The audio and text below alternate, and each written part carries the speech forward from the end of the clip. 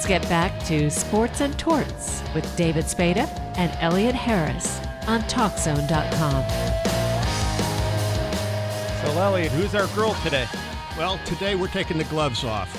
Well, actually, we're putting the gloves on, but they're boxing gloves. And it is the world-famous boxing manager, Jackie Kallen. Jackie, how are you? I'm great. How about you? Good. Now, you originally are from Detroit. You ended up on the West Coast in Los Angeles. Now you're back in Detroit? Exactly. Yeah, went full circle. I was in L.A. for 15 years. Love the energy there. Love all the entertainment, all the celebs, and the beautiful weather.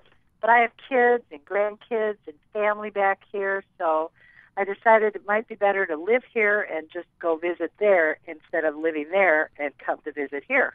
Okay. That makes sense. Plus, Detroit's such a great boxing city, and I want to try to bring boxing back as big as it used to be.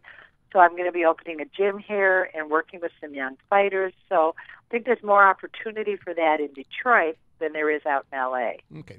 So you're back in Kronk Gym or otherwise? Well, there's a lot of different gyms here. I'm hoping to open one in the next 90 days. That will be my own gym again, which I've done in the past. And, of course, we'll want to spar with the Kronk fighters and work with them as much as possible because they're always good. But I think I'm going to fly alone. How does a woman get involved in boxing back when you got involved? Well, probably the same way they'd have to now, although there's so few of us. I mean, you could count on one hand the number of females that I've known over the years that have entered the sport. But I was a journalist. I was a writer doing sports and entertainment. And I went to interview a young fighter that had just turned pro, Tommy Hearns, and ended up falling in love with the sport, going to work for Emmanuel Stewart in the Kronk Gym for 10 years. And after that, I decided I'd like to try it myself. And so I found a young fighter named Bobby Hitz, who's from Chicago, and he was my very first fighter. And then together we found James Toney and Kenny Gould and a lot of other fighters that became the backbone of my stable. Did you give him the nickname Hitman? You know, we kind of all did. Some people called him initially the Motor City Cobra, and that name didn't stick as much as a Hitman because he knocked everybody out so early in the fights that kind of stuck. And then there was a very early cover on Ring Magazine of him dressed like a gangster with like a Tommy gun, and that really reinforced the whole Hitman image. And that's stuck, and he's been Hitman Hearns ever since. Okay. Now, what made you think that you could make it as a manager in the world of boxing? That's a good question. I think it's because I have good managerial skills. You know, I'm very organized, and I felt that as a woman, I might see things a little bit different than the men in the business did. I might pay more attention to, you know, things like what they wore in the ring, what they ate out of the ring, just kind of had that dead mom effect on the guys. And I thought that maybe a little bit of that estrogen, a little nurturing, might be encouraging to them.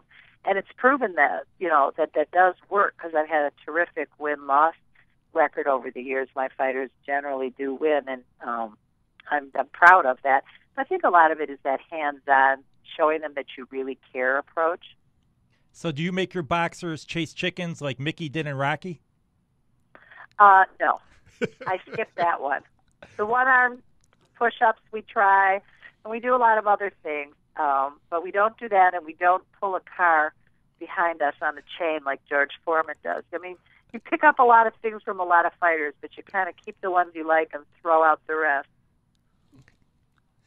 Now, is it tough finding new fighters? Not anymore. That's a good question, too, because at the beginning, trying to find a fighter that wanted a woman to be their manager was a little unusual because you just didn't see women managing fighters. So I think a lot of the guys didn't want to be a guinea pig or be the only one out there with a female manager. But as time went on, I've been in the boxing business 34 years, and as time went on and I became more familiar to everybody, they would come to me because they would see how I treated my fighters and how well they did and how well they were dressed and how polite and how articulate, and they thought, you know, maybe she could do that for me. So now it's really a question of they come to me and I kind of sort through it all. And it's such a different process thanks to computers and YouTube, and videos are so readily available. It was much harder back in the day. You know, if someone didn't videotape a kid and send you the tape, you really couldn't see them unless you went to whatever city they were in. Now everything is just, you press your iPhone and there's the kid. So it's pretty easy. I got to ask a good question. Elliott's asked two good questions here. It doesn't happen every day. The pressure's on me. Have you had trouble recruiting fighters because of the MMA? Is MMA basically taking the top talent? You know, that's I hate to say it, but that is a sore spot. And it's not so much that they're taking the fighters, although there are some guys that go into the gym and they go in there intending to box, and then they see, you know, a lot of gyms nowadays have the mat for MMA as well as the ring for boxing. And some of them are thinking that, you know, it's more interesting, or maybe it's more lucrative, or they have, you know, visions of being in the UFC and being, you know, it's UFC is so big, whereas boxing doesn't have one major organization like that you can strive towards. You know, I mean, maybe a young kid today might want to end up with Golden Boy because they're so big, you know, Oscar De La Hoya's company. But basically, in MMA, top of the line is UFC, and it gives everybody something to aim for. So we are losing some kids to that, but I think we're losing a lot of them to basketball and football and the team sports that actually go out and recruit these kids at a young age. They offer them good contracts right out of school, whereas boxers have to fight for several years to even get a decent payday. They fight at the beginning for $400, $800, $1,000, and the other kids they went to school with that got a deal with the NBA are starting out with $100,000. So, you know, the competition is out there, and there's not as many gyms anymore in different neighborhoods. There used to be a gym on every corner. Now there's not. So there's a lot of factors, but certainly MMA is one of them. How does boxing make a comeback, or can boxing make a comeback to the days? I remember the Gillette cavalcade of sports and the Friday night fights on television and all that stuff. Will we ever see an era like that again? You know what? It's so personality driven. Now, I was just out at the Mayweather fight a couple of weeks ago, and that was a huge event. It was sold out. The whole town was jumping in Vegas. It was back like the Hearns, Leonard, Hagler, Duran days when people really cared about the fights. But then that fight's over, everybody goes back home, and that's the end of boxing till the next mega fight. So we really need to have more exciting kids coming up that people at home watch. And the problem is that the networks don't show boxing anymore. You used to be able to see it on CBS, then you'd be able to see it on, you know, Why World of Sports on Channel 7, and NBC had it, and then Fox for a while was doing it. Now you just have to see it on cable, or the big fights, which are on HBO or Showtime, or pay-per-view. And when you're charging $60 to see a fight, a lot of people don't order it. So boxing's become a sport that's hard to see, with names that people don't recognize, and that's the problem. Isn't part of it Don King basically getting greedy, basically looking for these big paydays, holding these networks hostage, saying, I'm not putting my stuff on free TV, I want this amount of money for my guys? That was part of it. You know, I think greed's always part of the decline of any kind of a business. When people get too greedy, it always affects the bottom line. But I think that's part of it, because the only way to really build a fighter is on free TV, so that people sitting at home can watch them and like them and get interested in them. I remember when Sugar Ray Leonard was in the Olympics, and we all watched him, and he had the little picture of little Ray Jr., and he has a picture of his wife, and taped to his socks, and it was so adorable, and everybody felt like they just knew him. He was everybody's sweetheart. We don't really have that, and I'm this is the summer of Olympics. The boxing is coming up July and August, and I bet you there's not one person, myself included, who could tell you who's on the USA team and who's going to fight for us, you know, over in London. So that's kind of sad that our amateur program has kind of dried up, and that's what feeds the pros. And if you have no farm system, then who have you got to send to the majors? So it's become a real problem. Is there a hope that that it is an Olympic year, that one or two or three or four fighters emerge that do capture the imagination, whether it's from the United States, or I can remember back in the day, Cuba with all its great boxers and Teofilo Stevenson. Stevenson, yeah. People when like you get that. Somebody like that, it does electrify the fan comes alive again, the boxing fan, because they have something to look forward to. They, wow, this kid's going to be a champ, and they want to watch his progress. But it would take something like a really strong showing in the Olympics, or it would take an American heavyweight champ again, because the Klitschko's have controlled the division for so long that you couldn't name any up-and-coming American heavyweights that the public would even know or recognize. So the heavyweight division, which usually drives the sport, is in control of Europeans, so that doesn't really appeal to the average person here. And the smaller weight classes, most people would name their favorite fighter, perhaps they'd say, if not Floyd Mayweather, Manny Pacquiao, and he's from the Philippines. So, yes, he has a strong following, and all the Philippine Americans love him, but we don't have an all-American Mike Tyson, Sugar Ray Leonard, Thomas Hearns kind of a kid. And, everybody's looking for that. And in order for it to be big again, we need a really solid showing from a really good American kid, and I think people will start liking it again. And I keep hearing all these people through the last, I'm 40 years old, the next great white hope, great white hope. There is no great white hope, is there? There hasn't been. When you think about it, who's been the greatest white fighter? Jerry Cooney did well for a while, but he never made it all the way. Ingemar Johansson back in the 50s. Tommy Morrison. They're all limited, it seems, and for some reason, we've never really had that white heavyweight that could hold on to that title. Maybe Rocky Marciano was the last one that people look up to. He retired undefeated, which is, hard to do. Not very many people can say that. Who's done it? Just him in the heavyweight division, right? Because Spinks lost one fight. Well, right. And now Mayweather's undefeated, and he's had, a great run. But the longer he fights, the more in jeopardy that is, because either you quit while you're ahead, or someone's going to come up behind you and just, score one of those crazy knockouts that no one was expecting, like when Buster Douglas beat Mike Tyson.